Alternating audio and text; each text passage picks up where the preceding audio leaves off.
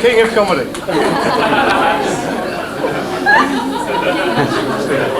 Stand up. It's fine. It's a little abnormal for the warm-up act to follow the main event. However, I'll do my best. First of all, thank you for the kind words, Rob, I think.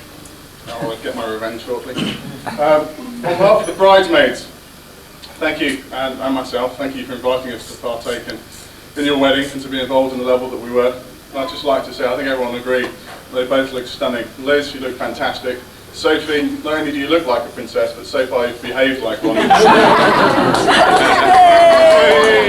Although Rupert is getting somewhat concerned with the eye, she keeps on batting him. And just before I move on, just a few, on behalf of the departed guests, or absent guests, should I say.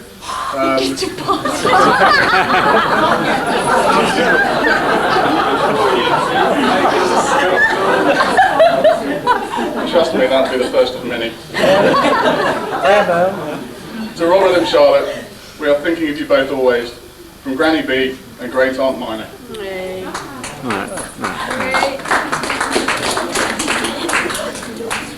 Dear Rob and Charlotte, with all the best wishes on your wedding day, with the love from Beverly and family. Rob and Charlotte, love and best wishes, June and Richard Cresswell. And last, but by no means least, however, from significantly farther away, I believe, from Ned, Heather and family in some particularly unpronounceable name in Australia.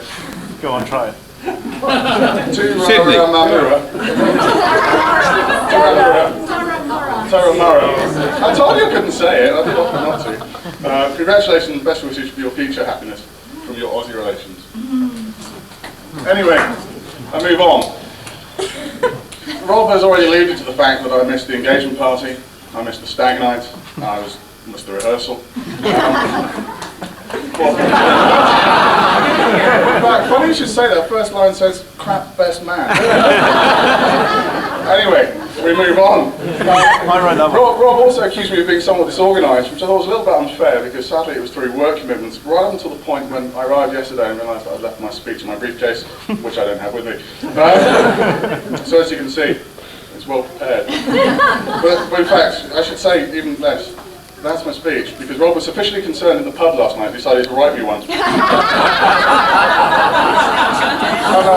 I'd just like to share it with you.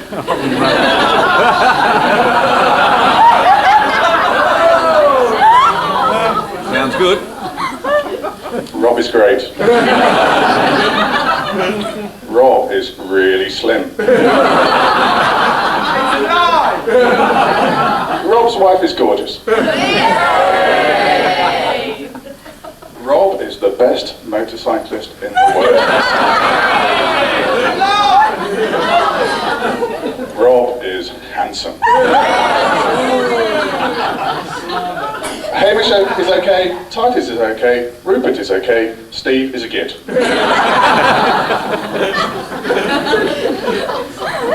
Anyway, right, now to the meat of the tale. One thing that I'm blessed with Rob, it's not the lack of information. The only problem is putting it down to anything less than about 3 hours. We're not short on stories. However, I shall try and allude to some of the funnier ones. He's come a long way since the days when we used to drive down the motorway steering his mum's CV with the door. She might not know that, she does now. Quite an effective and somewhat alternative way of driving, however it seems to be effective at 3 o'clock in the morning. Also from the days, Rob's already had a speech that he wrote for me, and I'm going to cover a few subjects that he's discussed at that particular time.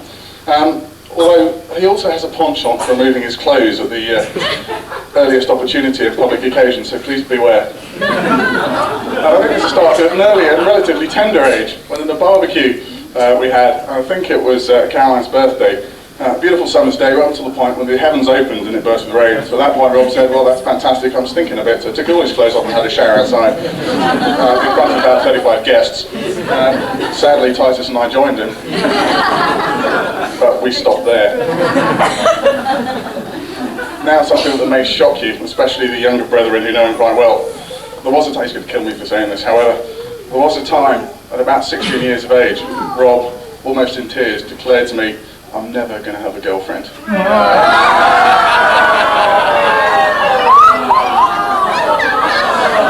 Oh boy, have things changed.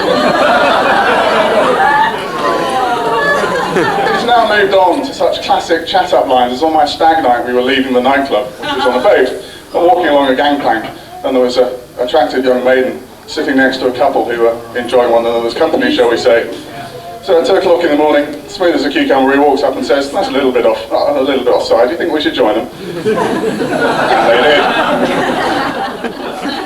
Another time we walked into Casper's, which for those that don't know is a restaurant which has tables with telephones. And the neighbours used to speak to different tables. And we were fortunate enough to be sat, 4 of us, amongst about 15 hen knights, which was nice.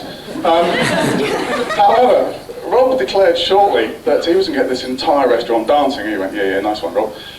But yeah, lo and behold, a few phone calls later, ABBA hits itself on the radio, and the Rob, like John Travolta himself, dances onto the nearest hen night table surrounded by about 15 women and starts thrusting and gyrating like the best of them. But all credit to him, he did in fact get the entire restaurant up on its feet.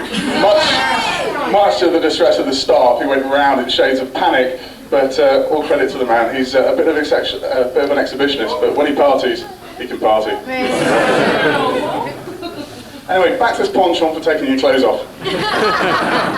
We've been there. Yeah, we're getting there again, buddy.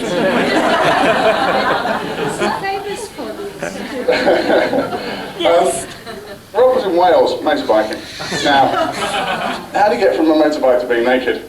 Well, put yourself in a pub, nice summer's day, big beer garden consisting of about 200 people, a little bit of worse the way for alcohol, and someone comes up with a clever idea, I bet you can't ride a motorbike naked.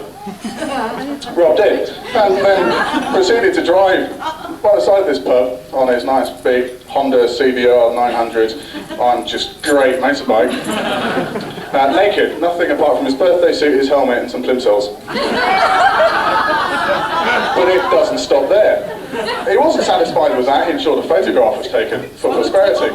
However, that's fine, but he then proceeded to ensure that his motorbike featured in Superbike magazine, and that enabled him to get his photo of his little bare butt to anybody that bought the magazine. Now, quite frankly, Charlotte, that's a sight you're more than welcome to keep to yourself. I take my lenses out first.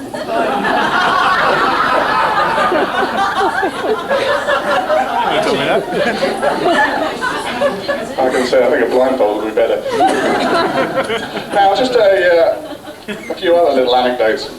Rob's always said that he's a strong-minded character, right up to the point when he was walking with Hamish in a little bit of a mountain scene. And Hamish said, "That looks like a nice hill, should we climb up?" And he goes, "Oh no, I don't really want to." He goes, "Well, you're a big girl's glass, all right then, you come in."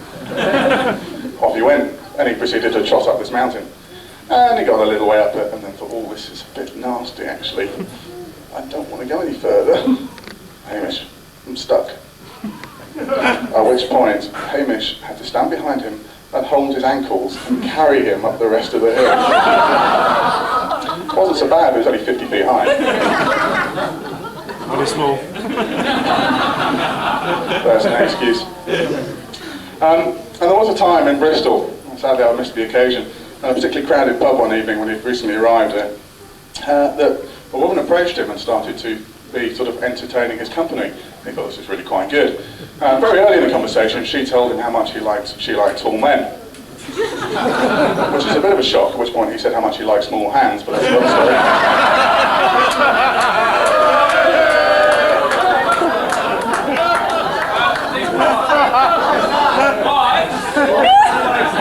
I'll let Charlotte and Rob talk about that later. However, so he stood talking to this woman, but never could quite understand why he was ensuring that all his mates went to get him drinks and that he wouldn't move from the spot. And so at the end of the night, he stepped off the brick he was standing on.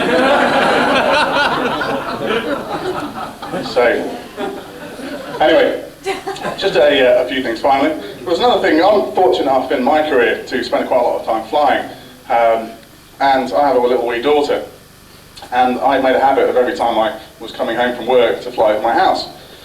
And so my daughter's brought up that when the noise comes over the house, she just points up and goes, "Oh, Daddy."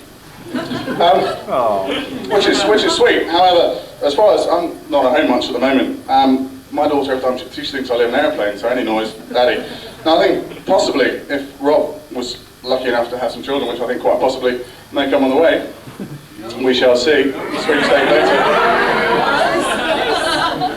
But I've never met a man so greedy, but that's probably a bit too well.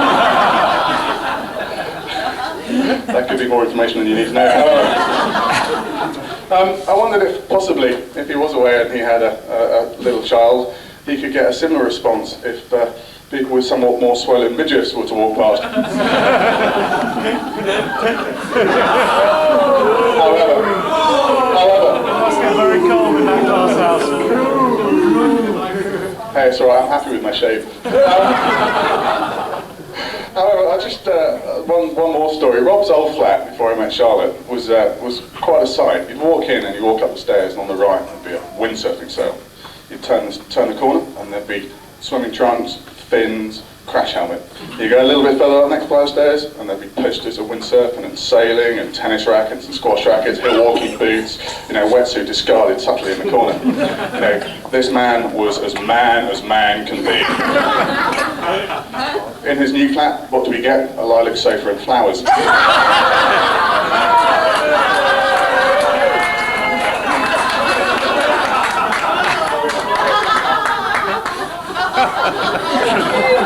As he said to me, Rob, there simply is no rush.